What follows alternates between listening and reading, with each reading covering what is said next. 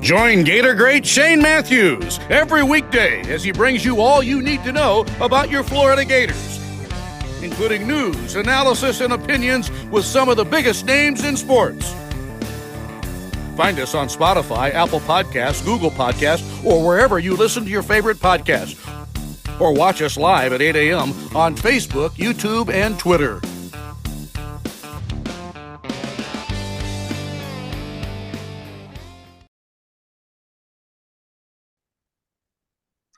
Good morning. You're looking live at PodUp with Matthews in the morning from the Crime Prevention Security System Studios, large enough to serve you, small enough to care. Got to get your show lined up today. I want to thank Mick Hubert, former voice of the Gators, for introducing our program. And we're going to kick it off here in just a minute with JC, and we'll have Scott Carter from FloridaGators.com, second portion of the show. A lot of good football over the weekend. If you missed it last night, boy, 49ers just dismantled JC's America's team, the Cowboys. Kyle Shanahan and Brock Purdy, they dialed them up, out-schemed them, and just annihilated them. JC, you're on the Titan More Hotline. Good morning. Well, you know, the defense isn't too shabby either in San Francisco. No, they're decent. And I'll say this. There is no question about the ability of Kyle Shanahan as an offensive play caller and coach and so forth. But I will tell you this, and this is true. Kyle Shanahan is 9-29 with guys other than Jimmy Garoppolo and before Brock Purdy. So anybody he had not named Jimmy Garoppolo and before this guy, Kyle Shanahan is 9-29 as a coach. However, No, hang on. You're talking about as a head coach with the 49ers? Yeah, just okay. That's his record. And but I don't care. The 49ers right now, to me, if you look at it on October the 9th, is the head-on favorite right now to win the Super Bowl. Now, so much can happen. Injuries will come and go. But to me, it's a two-horse race in the NFC. It's a one-horse race in the AFC. And I think you're naive to think otherwise. Look, Buffalo has issues. Jacksonville exploited them yesterday. I don't know why Buffalo has problems with Jacksonville, but let's hear it for the Jags. They go to their second home in England. They win 2 games. They're coming back 3-2 now after 2 home losses, and they've got the Colts. That'll be a tough game, but they always beat the Colts in Jacksonville. But I'll tell you, man, the 49ers are so balanced and complete. That is the most complete team I've seen in the league in a very long time. It doesn't mean they're going to win anything, but it does mean on October the 9th. It means on October the 9th, they're the best team in my mind. Brock Purdy's he's so smart, so accurate, throws such a catchable ball. It's how did he end up as the last pick in the draft? Because he's JC, because he doesn't throw it 85 yards and 100 miles an hour, and he's barely 6'1". I don't think he's 6'1". I think he's right around 6 foot. Tells you a lot about the draft, doesn't it?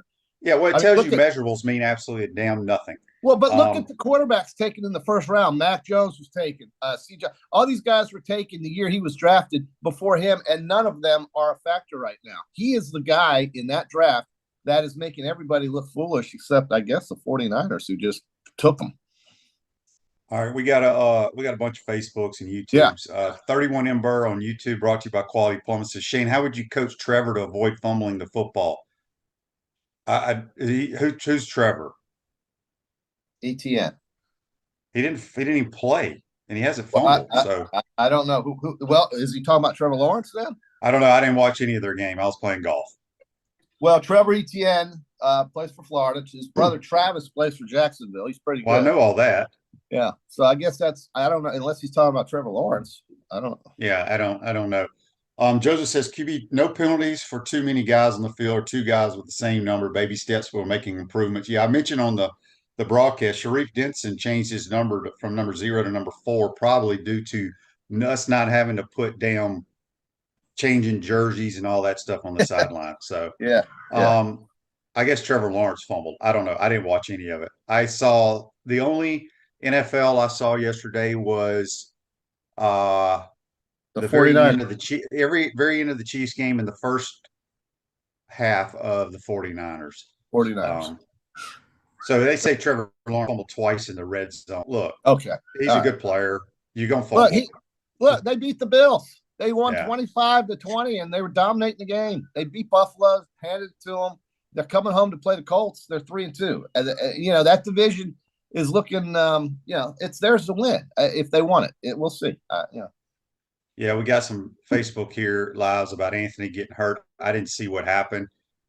Look, he's had serious injuries. He didn't play all his games in high school. He's always hurt.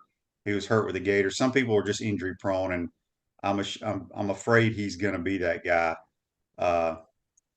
So we'll see. Facebook is different today for some reason. I don't know why. I almost picked the Gators score QB. I had 38 to 20. It was 38-14.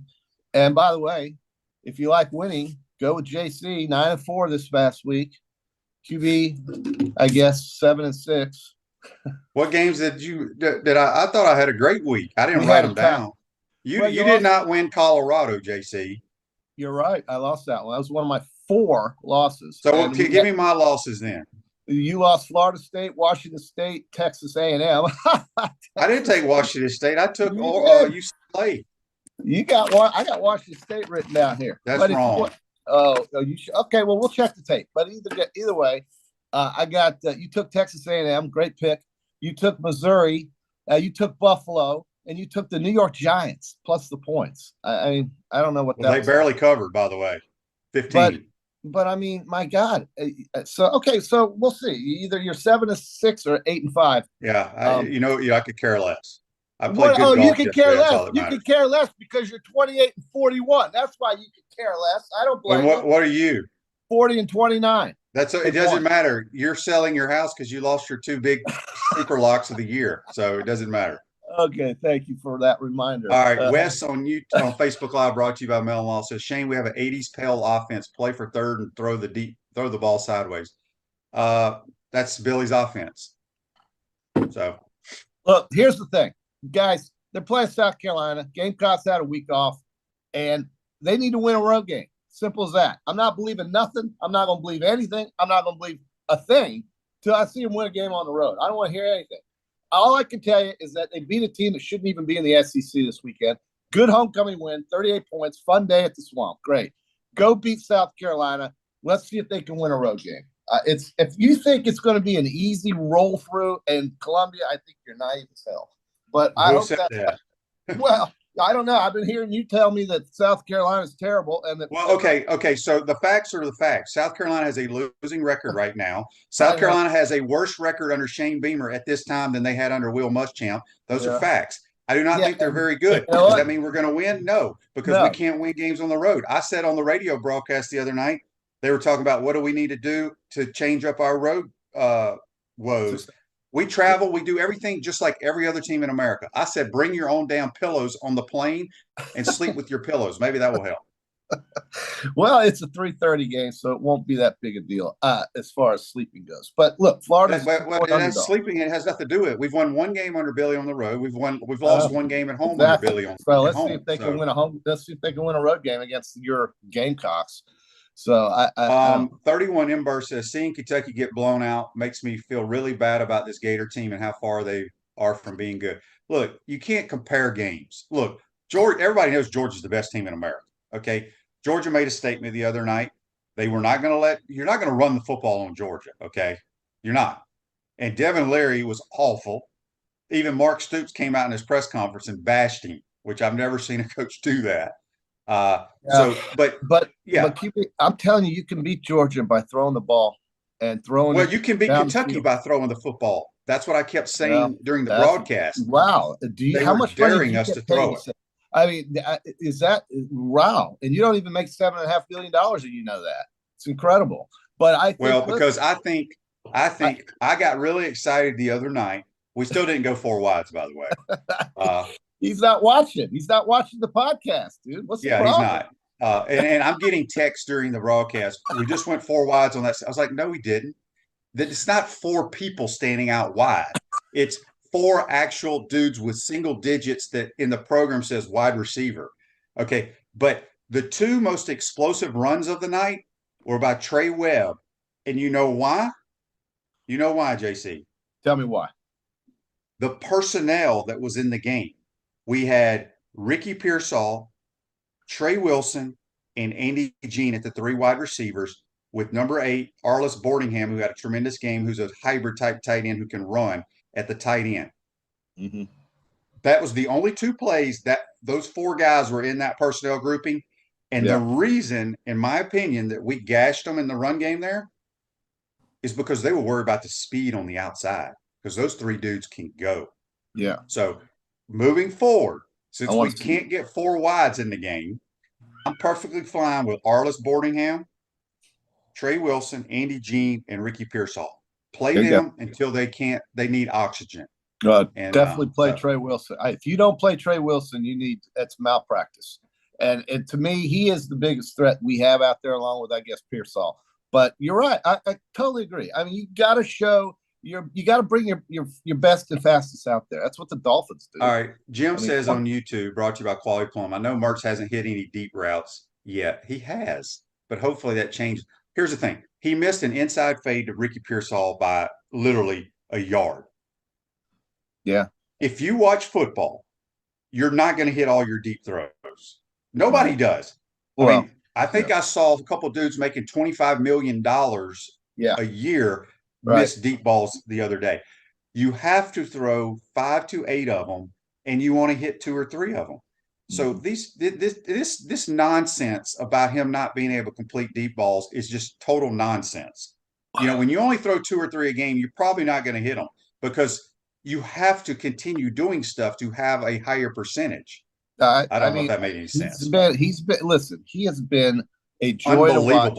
He has been a joy to watch, and he has been one of the very brightest spots on this program's team. Yeah, you know, on this school's team, and he is the reason why Florida is even, you know, a threat to score points. But he's got weapons, and what I think I'm hearing you say is, let's use these guys. And to me, yes. Wilson, to me, Andy asked on Facebook Live, brought to you by Melon, what's the story? Aiden Mizell, are they redshirting him? I guess. I don't know. It looks that way. Unless somebody gets hurt out for the year, maybe he'll play. But yeah, he's not playing. Dan will say, does Boringham take over the number 1 spot at tight end, or does he not see the field when everyone is held? I would put him in there until he can't play anymore. Todd says Mertz is the best QB we've had in a while. Very consistent. I agree with that. All right, let's get to some text on the Titan Mark text line. This is from Hunt. Shane, there has been a shift in recent years with how QBs line up in the shotgun formation. QBs used to have their feet parallel to each other, but now one foot is behind the other, almost like a free throw stand. What has caused this change in stance? Because it's more back. It's whatever the coaches. I'm a left foot forward guy. Brady was a left foot forward. Aaron Rodgers left foot forward. If you watch the NFL, most right-handers put their right foot forward. It has nothing. It's just, it is what it is. Whatever you're comfortable with, really. I don't know who this is from. It says, funny how it looks like Mertz throws better on the run than in the pocket. I disagree. Probably because the line can't hold a block for more than 2 seconds in any pass situation. That's not true either. Complaining about throwing downfield is useless when the O-line can't hold back the rush. Play doesn't have enough time to develop. Again, throwing the ball down the field does not take all day in the world. Depends on your route concepts.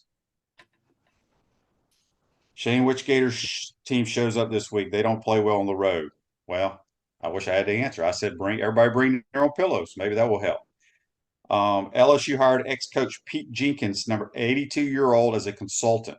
He's on the field talking to players during the game. If that's not coaching, I don't know what one is. Space Coast Gator. Well, poor old Pete, I know he's got a long history, good coach, whatever, but LSU's defense is absolutely trash. They are so lucky to win that game. They really were. I thought Missouri had them. That was up 15 points in the first half. They had them.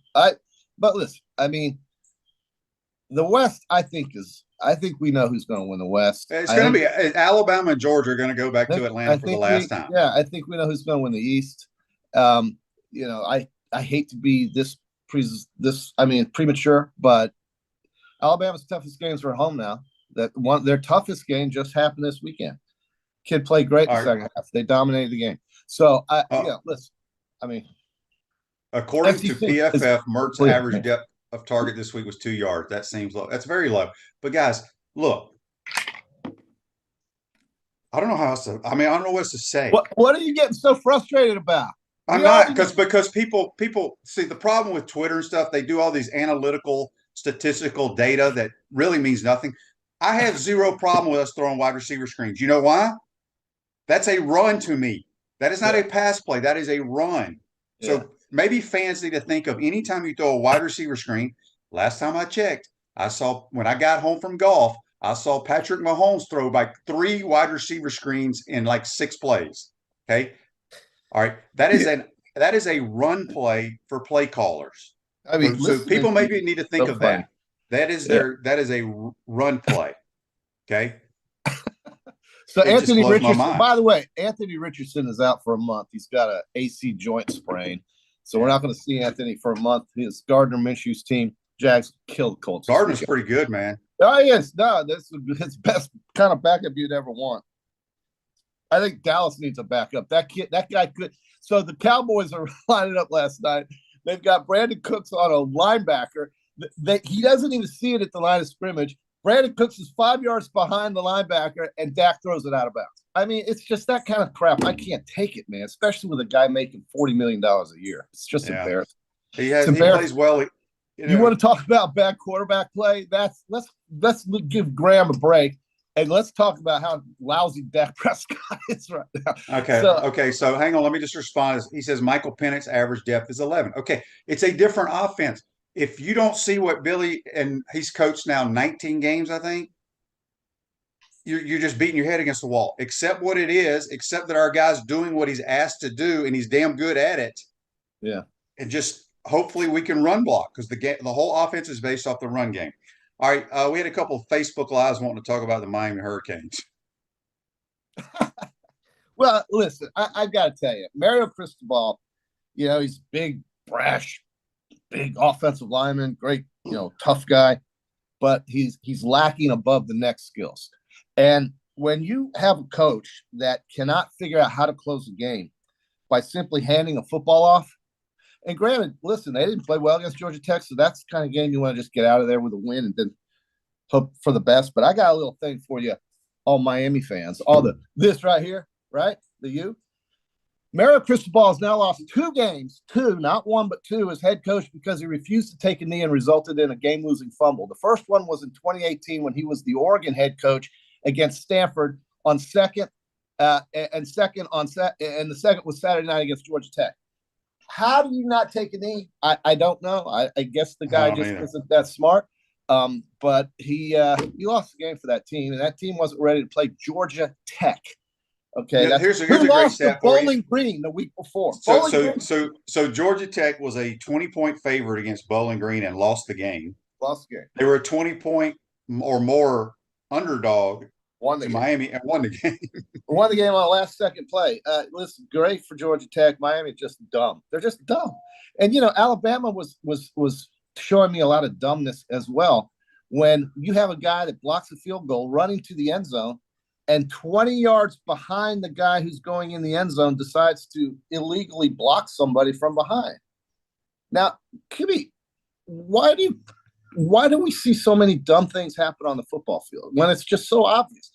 And, I just don't understand some of the things I see. You had a guy running into the end zone 20 yards ahead of you, and you blocked someone in the back to take back. I saw the play. It wasn't in the back. It was more on the side. He kind of hit his head in front, but it's stupidity. When the guy's already crossing, I've seen it happen multiple times over all my years. Guys running a punt back or a pick six or whatever it is, some type of return. Stupidity. Yeah. And then they had the ball, and Texas A&M had no timeouts, and they threw it on first down to run out the clock, and it went incomplete and stopped the clock. That's why. You mean your team did that? I mean, yes. Okay, so then your guy's the greatest of all time. He's a moron. I don't think he called that play, but it doesn't matter. JC, again. There's these things that your coach and every other coach wears. They're called headphones. So it's like this. Look, Nick Saban has his headphone on. He hears every play. He hears every play that goes into the damn huddle at Alabama. They played a great game in the second half, but man, there's some silliness happening out there on the field. Just doesn't make any sense. These coaches and these players got to be more aware of the situation on the field. And the teams that win championships are. And that's why I don't understand what Alabama's doing sometimes. I just don't understand it. They've won many. And but these kids, we have to remember, these are 19 and 20-year-old kids, but it doesn't matter. They've been playing football their whole life, basically. Yeah. Gene asked, who is the QB for Bowling Green? Bet he had a good coach in high school. It's not Cam Orth. He's a backup. He plays a little bit in some running situations. Their starters are transferred from somewhere else. I can't remember where. Oh, how about my Mississippi Rebels, by the way?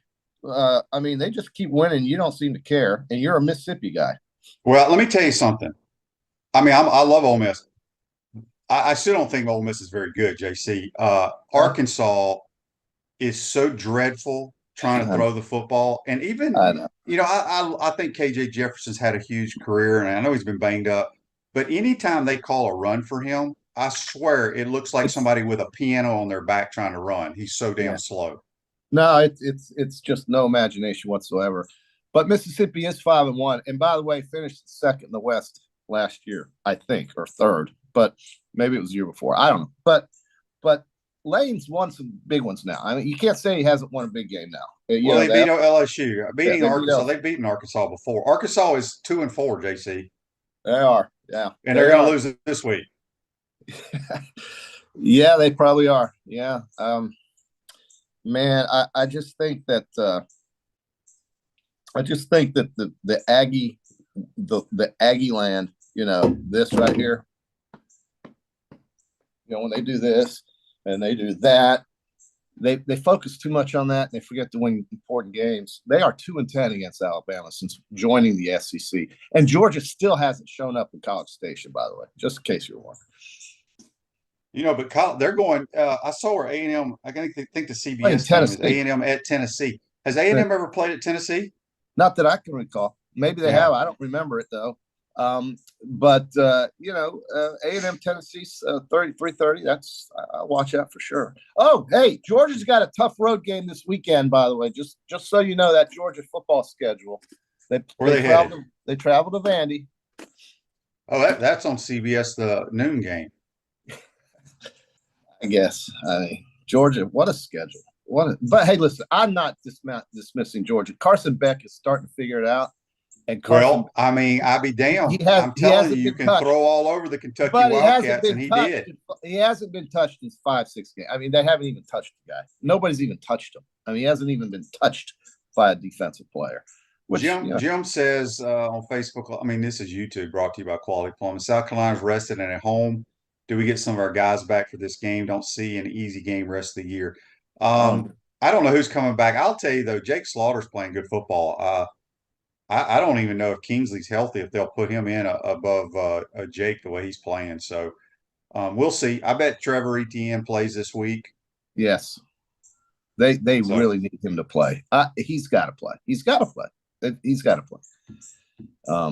You can get away with things against Vanderbilt, but I think this will be a little bit tougher than people realize. Maybe not. They're a 2-point underdog. SEC Network game. We got a text on the Titan of our text line from Fred. He says the Miami Dolphins have now broken the NFL record for most total yards in the first 5 games of a season. It was previously held by the Rams. They're fast, but have the Dolphins beaten anybody worth the damn, JC? I'm trying to think of who they've played. Well, they beat the Giants, who are terrible. They beat the Broncos, who are terrible. They lost to the Buffalo Bills, who are pretty damn good. Who else have they beaten? Yeah, I'd have to look back. Are they like the Dallas Cowboys? They can only beat bad teams? Well, I think no, because I think we know darn well that the Dolphins are very. No, fast. I know they're very good, but Jason, I'm being serious here. Yeah, have they beaten anybody worth a damn? Well, not. At this point in the season, you would say they haven't beaten many good teams. No. Okay, they're 4-1. I'm looking at their schedule right here. This is who they've beaten. They have beaten the Chargers, who are a good football team, in my opinion, out there. Yeah. They beat the Patriots 24-17. The Patriots are awful. They beat the Broncos, who are horrible.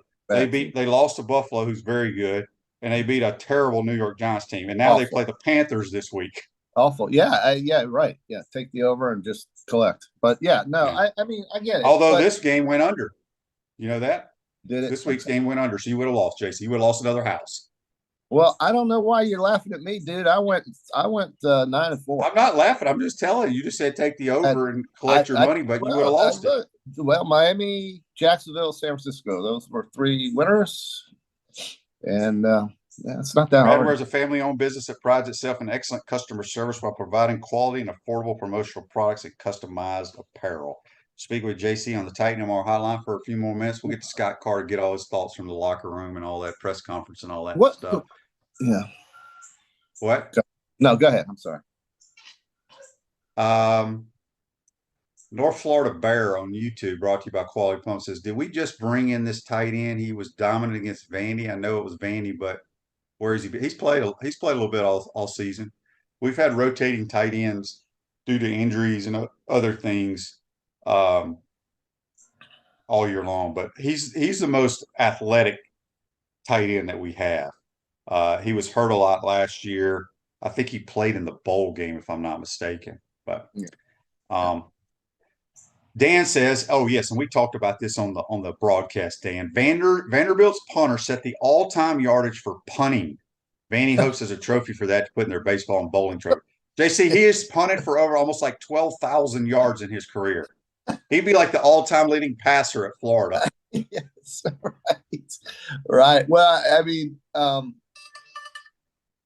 look, this second half of the season is going to tell us all we need to know, and you know, and this is a must-win, man. I can't just overemphasize this enough. Got to beat this team, man. Got to beat this team. Yep.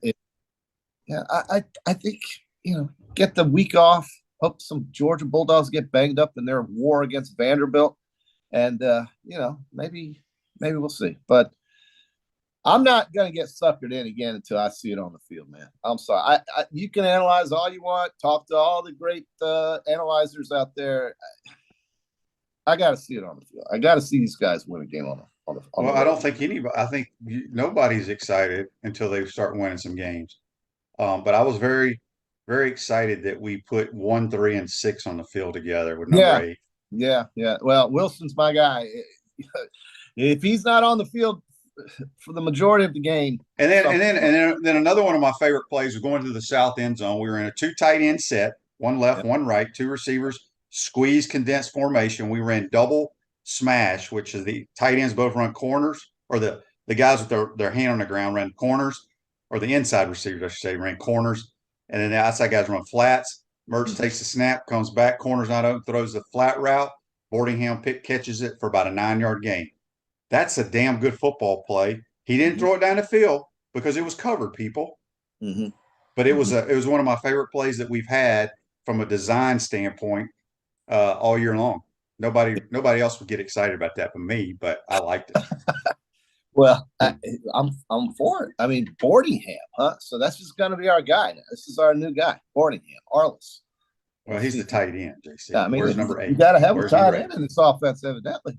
I mean, I'm for it. I just want to see points on the board. Well, JC, let me get to this day in sports before we get you out of here. All right. It's brought to you by our good friends at Campus USA Credit Union. Put some star power to work in your financial life at Campus USA Credit Union. In 1989, the first NFL game coached by an African American was on Monday Night Football. Do you know who that was, JC? 1989? I don't. Well, I was going to ask you, see if you knew your sports history. Well, some I do. All right, it was Art Shell of the LA Raiders. Oh, okay. They beat the Jets 14-7 on Monday Night Football. 14-7. Oh my God. Yep. Yeah. You know what else happened on this day in sports? In 1997, North Carolina's Dean Smith retired on this day. So that's brought to you by Campus USA Credit Union. So I'll leave you this. There are 2 teams that are 5-0 and 5-1. James Madison is 5-0, and they're in their second year of FBS football. And Jacksonville State, the Gamecocks, the other Gamecocks, 5-1 in their first season as an FBS team. And both are 1 win away from bowl eligibility. But because of the NCAA transition rule, neither of those teams are going to be able to play in a bowl game. Which teams is that? James Madison, who's 5-0, and they're very good. Yeah, and Jack State, who's not too shabby. Oh yeah, because they just came up into Division I football. FBS, Football Bowl Subdivision, and neither can go to a bowl game because of the NCAA transitional. The NCAA hates kids. They hate kids. They hate the athletes. Somehow they let that kid, after they told him he couldn't play at North Carolina, they're letting him play now. Yeah, I think there's a table, and then underneath that table you'll see the reason. But I believe the NCAA hates kids. I mean, they hate them. Yeah. Art says he says, Shane, not many people see the game and understand offense like you do. I wish you were calling plays. Art, you'd be bitching and complaining when I was calling plays. I promise you. Well, but see, I think what he's also saying is that he wants to see the things that you're talking about. I know, but it's a philosophy thing, JC. It's no different than bankers or people have their own philosophy how they run their business. This is how Billy runs his business. There's nothing wrong with it. He's won games, but I do. I mean, somebody said here a few minutes ago, it was Chris on Facebook Live, brought to you by Mellon, said Mertz had like 14 or 15 passes at or along the line of scrimmage. Okay, he completed them. If we're throwing those and he's making bad throws or overshooting them, y'all would really be bitching. But look, again, that's a sweep. That is a outside zone run play for the Gator offense. Okay, that's great. You know what will not work against Georgia is throwing underneath. And all I can tell you is that if you want JC, look, you want to beat the Bulldogs.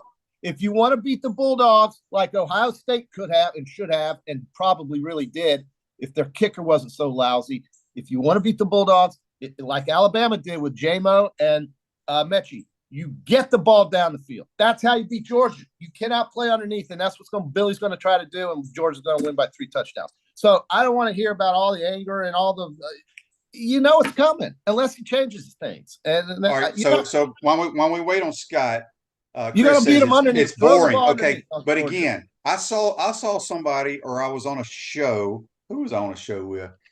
And it brought up, I've talked about it. Florida's been playing football for 123 years. Okay. We've had about 24 years of really good football. Yes or no, JC? Correct. You know more about Florida football than I do. No, you're right. But the point of the story was that people were, what is the word I want to use? I can't think of the word I'm trying to use. Anyway, you're talking about the Spurrier and the Urban Meyer era. Like those kind of dudes are just hanging off a tree that you can hire. True. So they're kind of demeaning what those coaches were able to do in a 24. All fair. That's all very fair. But I'm going with Edgar Thompson. I ain't paying $7.5 million to watch them throw the ball underneath against Georgia, and I have zero chance to win a football game. You know what Spurrier did? He actually beat Georgia. You know how? Well, because Well, Georgia was. I will say this: Georgia was not very good when we played them either. Okay, fair. Okay. Again, true, but still. All right. Well, my point of the story is, it's just like the Dean Smiths of the world. These coaches are special coaches, and that's when you win games. All right, we got to go. Scott's waiting on us. JC, you have to go hit some balls or something. Win games. You have to adapt. I'm sorry. All right, that's JC. Join us on the Titan MR hotline. We're going to take a quick timeout. When we come back, 31 Embers talking about me going to play golf. We don't have time to play golf. We fly in, go to the hotel, sleep, get up, and go to the ballpark. Not time to play golf. Let's take a quick timeout. Come back. We'll be joined by Florida Gators senior writer Scott Carter. We want to take this moment to thank our sponsors who keep the show going and pay the bills. Our premium sponsors are Crime Prevention Security Systems, large enough to serve you, small enough to care. Titan MRI, Gainesville's only locally owned and operated MRI facility. Meldon Law, the only official injury and accident law attorneys of the Florida Gators. Peachland Dental, Gator Nation's first choice for dentistry in Port Charlotte. QC Kinetics, live pain-free with QC Kinetics. Campus USA, put some star power to work in your financial life with Campus USA Credit Union. Dave & Buster's, eat, drink, play, watch. Our gridiron sponsors are Auto ER, UF Bookstores, Silverback Concrete, Ruse Ogre State Farm Insurance, Radware, F45, Quality Plumbing, Our touchdown sponsors are Adams Ribs, Gator Dominoes, Celebrate Primary Care, Gator Bait Media, Okido America, Style Cuts, Ironwood Golf Course, Big Mills Cheesesteak, McDonald's of Gainesville, 84 Lumber, Dowling Signs, Baker Sporting Goods, Silver Cube Billiards and Sports Bar. If you're interested in promoting your business on the show, call Freddie at 352-284-3733. If you like what we're doing here, make sure to follow us and support the businesses that support us. Hi there, this is Coach Steve Spurrier, and I want to let you know that by popular demand, Spurrier's Gridiron Grill's delicious brunch is now served in a premium buffet. You have spoken, we have listened, and we're now serving Gainesville's only elevated buffet, complete with an omelet station, ginger sage chicken sausage, shredded short rib, and of course our chicken and waffles. Plus, you can enjoy bottomless mimosas and Bloody Marys. So join us every Saturday and Sunday from 11 to 3 for the best brunch in town. Welcome back to the Crime Prevention Security System Studios, large enough to serve you, small enough to care. Ruse Ogre State Farm Office, a team of dedicated insurance professionals ready to help life go right with the right insurance options for you and your family. Visit ogreinsurance.com. Give them a call at 352-240-1779. Going to go to the Titan More hotline now. We're joined by senior writer, sounds very, very, very professional, senior writer, FloridaGators.com, Scott Carter. What's up, my man? Well, Shane, makes you sound old when you're called senior, man. I was reminded of that this morning. I got a little back spasm this morning. You ever have one of those, man? I have, no doubt. They don't doubt. So, anyway, so you're playing hurt today. No, you're injured. Yes. Are you injured? No, you're playing hurt. If you were injured, you'd be on the DL. Yeah, I'm just on the questionable list right now, so I'll be all right. Okay. How about this question here? It popped up on Facebook Live, brought to you by Melton Law. Shane, have you heard anything about Billy hiring an offensive coordinator in the offseason? There are rumors about it, but wondering what you may know. I know nothing. Absolutely nothing. Scott, would you like to chime in on that? Yeah, I would say it is all speculation at this point. I mean, it's a hot topic because of what happened in Kentucky. That's just the nature of the beast. You lose a game like that, everything's going to be questioned.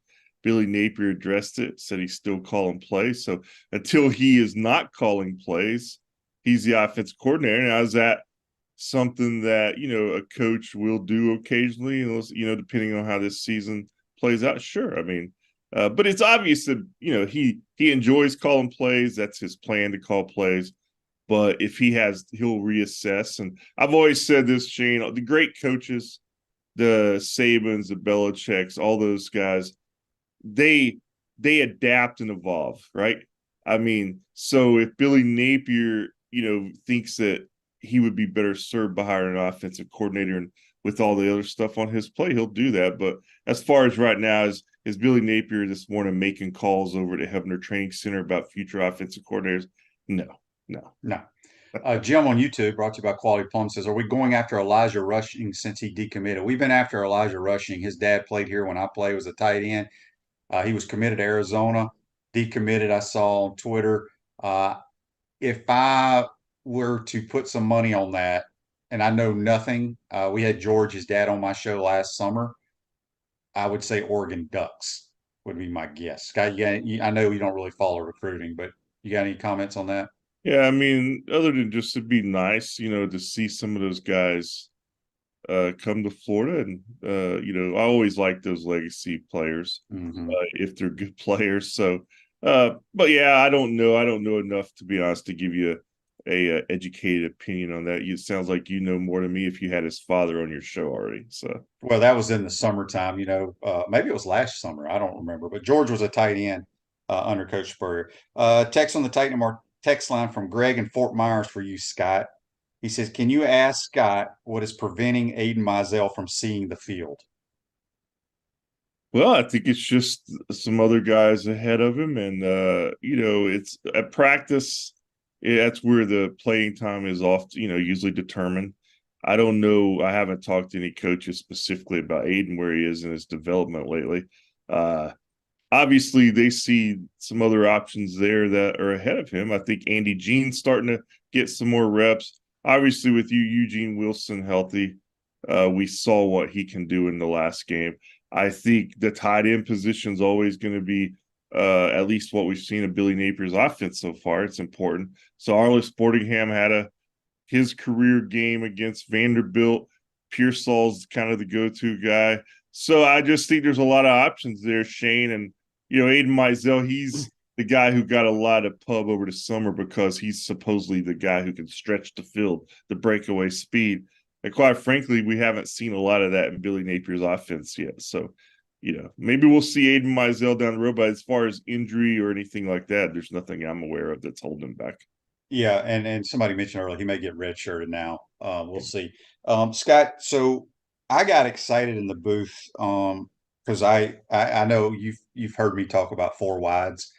We still haven't run four wides, but I got really excited because 11 personnel actually is my favorite personnel group in calling plays and running an offense. Okay.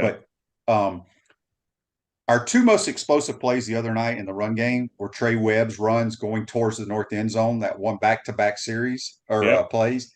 But we had Arliss Boardingham at the Y, and then we had Pearsall, Trey Wilson, and Andy Jean. Now, is it coincidence that it was later in the game that we gashed them, or was Vanderbilt worried about the speed and the three wide receivers we had out there? That makes a difference when calling plays to me. Do you think there's any possibility that we see those three guys starting at the wide receiver position with Arliss Boardingham as the starting tight end against the Gamecocks? Yeah, I mean, I think on recent results, sure. I think that they found something there. I agree, like you, that drive was a pretty impressive drive, and with that different look, and it also, I think they set those plays up with Webb. Didn't they set those up with Johnson a lot there? If maybe I got the different drives, but basically, Shane, I mean, I think this goes back to the bigger picture of Billy Napier as a play caller, a coach evolving. You've got to use your personnel that you have. And, he obviously likes to use the tight ends, but I think the game is at a place now where, that old school smash mouth football that, he wants to win with, like Kentucky beat him with, it's not as common these days. So I just think you're asking specifically, can we see those guys start? Yeah, I'd say we could see them start, but I'll be curious to see more so, is that something he does consistently from here on out? Because I think it was a nice, I think, diversion from some of what we have seen. Todd says here, Shane, when passing the ball and stretching the field, can we get spacing like we see in the Oregon routes? Todd, what's interesting, I meant to bring this up today. When I was looking at, somebody sent me quarterback stats for the year. Bo Nix has a lower yards per attempt than Graham Mertz does. So I mean, maybe that was a misprint, but that's what it said in his stats they sent him. So our spacing isn't bad. Here's the thing. When you throw the ball vertically, you have to do it multiple times because as many fans that text me, he can't throw the ball deep. That's baloney. He missed Ricky Pearsall on inside fade by like 1 yard. And I think Ricky had run another deep route the previous play, so he may have been gassed a little bit. Look, the quarterback can do all this. You got to call at least 6 or 7 of them because you're not going to hit all of them. When you throw the ball farther down the field, your percentage shrinks of completing it. So I think people just misunderstand that. Anyway, Scott, coming out of the game, anybody get banged up against Vanderbilt that we have to worry about missing against the Gamecocks?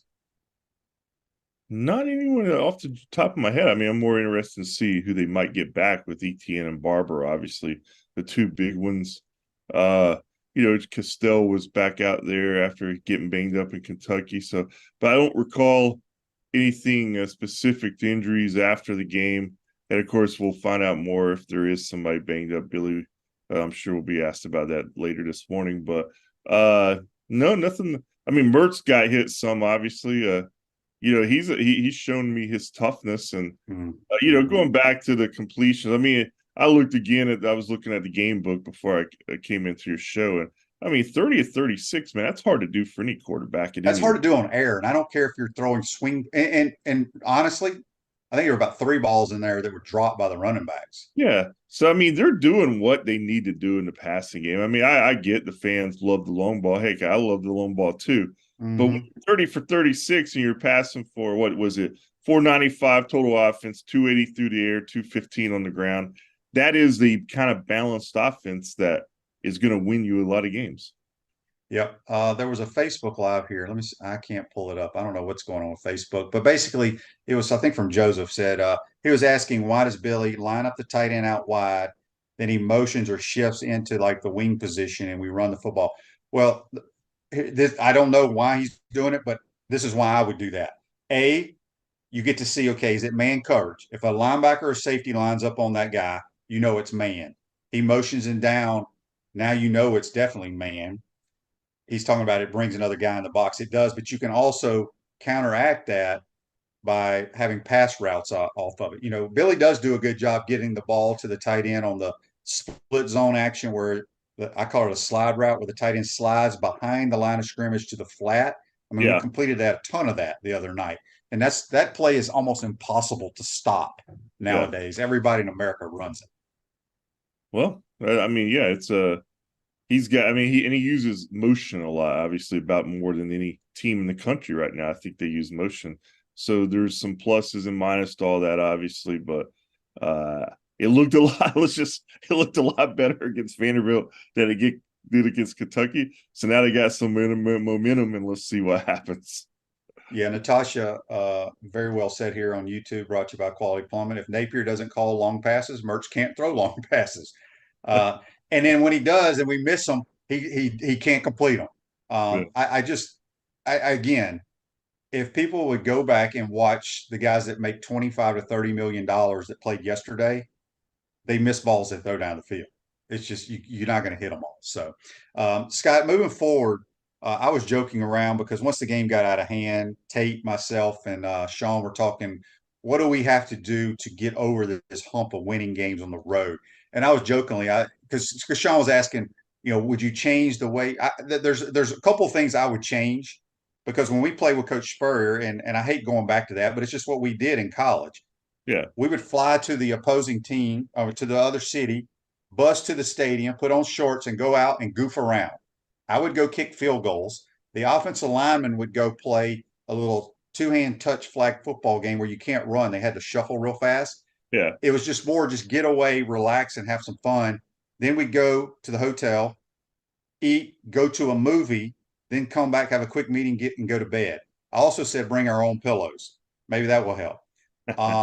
And I know Billy, he knows, and he's going to change some stuff, I'm sure. But did anybody talk about that in the press conference the other day? Yeah, I mean, it did come up after the game because, you know, the facts are they're 2-9 in their last 11 true road games. And, you know, they're 0-6 in neutral games since the 2020 SEC championship game. So, I mean, the recent history there is pretty bad for the Gators. They've lost 13 of their last 14 games straight up away from Ben Hill Griffin Stadium. So that's kind of an unprecedented, I think, for the program. Obviously, that's had a lot of success. So you start questioning, well, what could they do better? What, you know, and I've been on every one of those road trips, Shane, as I think you may have too. I mean, it's not like we've seen anything different. They're not suddenly going to these new cities. Okay, guys, you have the rest of the night off, no curfew. Right. No, I mean, they're doing their same thing. They're coming there, they're doing their meetings, they're doing their meal, they're getting in bed. But maybe what you're saying, maybe that's something, loosen them up a little bit, you know. Obviously, everything is so much more, I think, tightened up these days. You kind of forget sometimes that, hey, man, these are 18 to 22-year-olds. It's not life or death what they're getting ready to go do. Why don't you maybe go to a movie? You know, instead of looking at you're right, because I feel like the game has changed, and it's not just at Florida, it's like everywhere. Everything is so calculated, and they have to do all these walkthroughs, they have to go to these meetings, and like I said, and I hate talking about how Coach Spurrier did it, because he did it different than any other coach in the history of the game. We just relaxed, and we hardly ever met, and we had fun. And like I said, we went and goofed off. We went to the movie theater. Maybe we're too uptight. I don't know. Well, yeah, I mean, everything in sports these days, that's one of my pet peeves. Like, analytics just dominate sports now, and it's just ruined some of the aspects of it. Like, I love the coaches who can make a call with the gut feeling, or baseball, everything's so analytically driven. You miss certain moments that used to really showcase what a guy was made of, and that's just the age we live in now. I think hopefully in time maybe we'll drift back, because I think it's hurt sports in a lot of ways. But hey, that's just me on my little soapbox, I guess. It's a lot bigger picture than what the Gators are doing on the road. I'll just say this: they need to go on the road and get a win, whether or not that means relaxing Friday night or sticking to what they do. I think just going and getting a win would obviously help turn the tide there. But it is fascinating to think that they've lost 13 of their last 14 games away from the swamp. That just blows my mind. It is. It's fascinating. Not in a good way. No. There's multiple people on here talking about you can't throw deep because you can't block, blah, blah. Look, people, there's nobody in the entire country that has a great offensive line. The quarterback is going to have to move off his spot. He's going to get hit. Nobody drops back the entire game in a clean pocket. Nobody, not at any level. It's hard to block people as athletic as they are coming off the edge. I wanted to get your thoughts because we had a bunch of texts on the Titan Mar text line regarding the Jason Marshall Jr. play. I was very upset at the time it happened, but after seeing the replay, and I think he also got poked in the eye, I'm not 100% sure. Did Billy address that in the press conference after the game? I think it was asked late. I don't recall what exactly he said. It wasn't like he was throwing Jason Marshall Jr. under the bus. I was kind of writing or paying more attention to other stuff. But my take was probably a little bit like yours. When it first happened, I'm like, what is he doing, And why do you give up on the play? I did see the replay. Obviously, Shepard got away with the penalty there. Jason didn't talk after the game, so I don't know if he did, in fact, get poked in the eye. It's certainly not out of the realm of possibility on that kind of play. I just think that, okay, it happened. You just want to make sure you kind of show some effort after the catch, and I think that's where most people got upset with. So, learning lesson. But again, if a guy's poked in the eye and can't see for a second, I mean, I get that part of it too. But it didn't look good in the moment. But I think afterward, I saw it, the whole picture, changed my perception a little bit. Tim says number 3 on offense is our best wide receiver. Number 3 on defense is our weakest link. I disagree with that. Again, people, y'all forget. Playing defensive back is hard. Guys are going to give up plays. Jason Marshall Jr. will play in the National Football League for a long time. Chris says Mertz reminds me of Brock Purdy. I agree with that. All right, last thing, and we'll get out of here. Mike wanted to know if I kicked the ball straight or soccer style. I was a soccer style kicker. Just goofing around. I wish that like social media existed. Oh, dude, let me tell you, some of those kicks. If they'd had social media back in those days, the funniest thing, because literally they would take the offensive line, would go down to one end zone from the hash mark to the sideline, from 30 to 30, or maybe it was 25 to the goal line. That was their field, and they played 2-hand touch, but you couldn't run. You had to like walk real fast. So, I mean, social media would be all over our pregame stuff the day before a game. People said Marshall's been getting cooked. I disagree with it. I mean, y'all look at 1 or 2 plays. Y'all don't look at the plays the good plays that he has. Again, I have no problem with him, but everybody has their own opinion. All right, last thing, and we'll get you out of here. Michael says on YouTube, brought to you by Quality Plum, asked him Monday's presser after Kentucky game if Mertz has the green light to check out if called plays the line. Napier said, yes, he does. He does. But let me just tell you from experience. And Graham hasn't been here long, and his head coach is a very conservative head coach. And you may have the liberty to change the play, but if you change that play and it ain't very successful, I don't think Billy's going to be very happy. I know Coach Spurrier was not happy when we changed the play and it didn't work. He understood that you're going to make mistakes, but it's easier said than done when every play is important in a football game. Nobody really does a whole lot of audibly nowadays in college football. So that's just my 2 cents on that. Scott, you got anything else before we get you out of here?